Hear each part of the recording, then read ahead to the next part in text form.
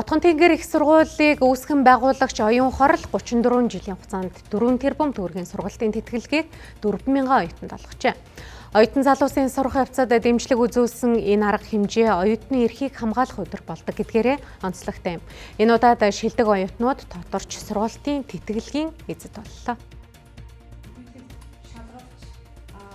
Би ер нь орж ирээд эхний жилдээ 50%, тэгээд одоо ингээд сүүлийн 3 жил 100% хөнгөлүүлж байгаа. Сагтал одоо нөгөө амжилтууд нь багаар ихсэн болохоор 100% хөнгөлүүлж байгаа. Төгсөх курстэй манлайлж оюутан болсондоо маш их баяртай байна. Миний хувьд болохоор үүсгэн байгуулагчийн нэтгэлэгт амрагдчихсан. Тэгээд өмнө нь болохоор мөн судлаач оюутан, тэргүүний оюутан одоо энэ жил шилдэг шийдлэг оюутнаар шалгарсан байна. Оюутны эрхийн өдөр сургуулийн шилдэг оюутан манлайлагч хамт олон тодорч байна. Энэ үйл ажиллагаа нь Монгол улсын ирээдүй болсон оюутан залуусын мэдлэгт хөрөнгө оруулахаас гадна тэдний төлөө бүх хил зүйлээ зориулдаг, гэр бүлд нь урам өгөхийг зорддог гэдгээрээ давуу талтай юм а. Манай хүүхэд бол Отгон тэнгэр их сургууль сураад одоо 4 жилдээ болж 4 жил дараалал нь одоо тэтгэлд хамрагдсан. Охинороо маш их баярх бахархаж байна. Би бол Отгон тэнгэр их сургуульд хүүхдээ өгсөндөө маш их баяртай байдаг.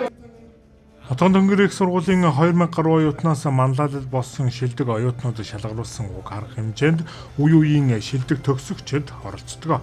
Тэд төгсөгчдийн нэрэмжит тэтгэлэг гардуулдаг уламжлалтай. Энэ удаад шилдэг 12 төгсөгч 25 оюутанд тэтгэлэг олгож сурах явцад нь дэмжлэг үзүүллээ.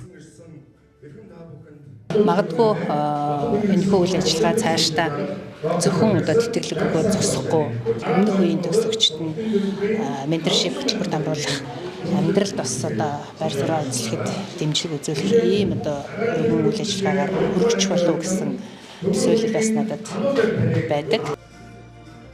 Отгон тэнгэр их сургуулийн сургалтын чанар төгсөгчдийн хөдөлмөр эрхлэлт эрдэмтэн багш нарын чадвараар үндэсний хэмжээнд 8 дугаарт ирэмлэгддэг ба хувийн сургуулиудаа манлайлан 1 дугаарт ирэмлэгдэн үйл ажиллагаагаа явуулж байна.